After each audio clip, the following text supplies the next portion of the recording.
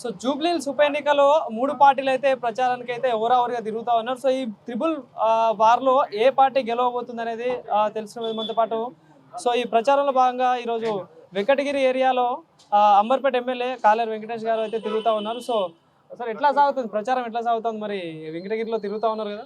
వెంకటగిరి కాలనీలో చాలా బ్రహ్మాండమైన రెస్పాన్స్ ఉంది. ఇక్కడ అన్ని మతాల వాళ్ళు, అన్ని రాష్ట్రాల నుంచి వచ్చిన వాళ్ళు ఇక్కడ సెటిల్ అయ్యారు. మా అన్న సురేందర్ యాదవ్ ఇక్కడ చాలా ఎన్నో ఏళ్ళ నుంచి ఉంటున్నాడు.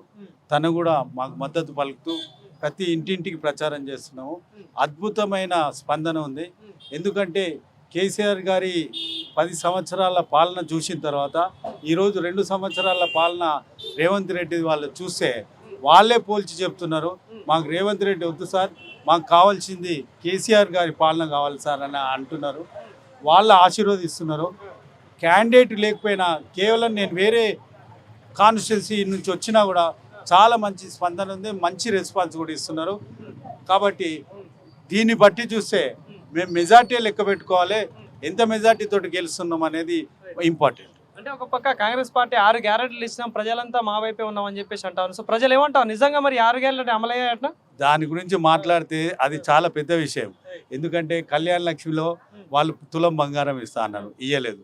4,000 రూపాయలు ఆసరా పెన్షన్ ఇస్తామన్నారు, ఇయ్యలేదు. అన్ని ఆ విధంగా చెప్పుకుంటూ పోతే ఎన్నో మోసాలు జరిగినాయి. అదంతా కాదు, ఈరోజు మాగంటి గోపీనాథ్ అకాల మరణంతో ఇక్కడ ఉండే ప్రజలు అతనితోటి చాలా మమేకమై ఉన్నారు. ఆయనను చాలా గుర్తించుకుంటున్నారు. అది గొప్పతనం.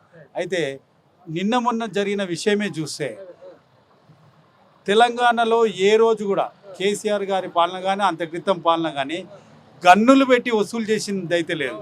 అయితే ఈ గన్నులు పెట్టి ఎవరు వసూలు చేస్తున్నారు? క్యాడర్ కాదు, కార్యకర్తలు కాదు, మంత్రులు, రేవంత్ రెడ్డి గారి అనుచరులు. అయితే ఇంత వర్స్ట్ పరిపాలన ఎప్పుడైనా చూసినామా అని వాళ్ళే అడుగుతున్నారు. అయితే గన్నుల కల్చర్ కాంగ్రెస్ తోటి వచ్చిందని భయభ్రాంతులు కూడా అవుతున్నారు. రేపు ఇదే గన్ను కల్చరు జూబ్లీహిల్స్లో కూడా వస్తుందని భయపడతా ఉన్నారు. అంటే ఎట్లా చూస్తారు, మొన్న ఒక మంత్రి స్థాయిలో ఉన్న వ్యక్తి కూడా అయితే ఇక్కడ మీ అభ్యర్థిపై మాట్లాడిన వ్యాఖ్యలు డ్రామాలు చేస్తూ ఉన్నారు, ఆర్టిఫిషియల్ ఏడుపులు ఏడుస్తూ ఉన్నారని చెప్పేసి మాట్లాడుతాను. ఎట్లా స్పందిస్తుంది? అది చాలా తప్పండి.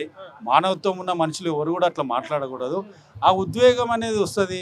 ఎందరో మందిని, వేల మందిని చూసిన తర్వాత ఆమెకు సడన్ భర్త జ్ఞాపకం వచ్చి ఇందరి వేల మంది ఆశీర్వాదం నాకుందనే ఉద్వేగంతో ఆమె ఇంత క్రితం పాలిటిక్స్లో తిరిగినామే కాదు, ఆమె ఫ్యామిలీ హౌస్ వైఫ్.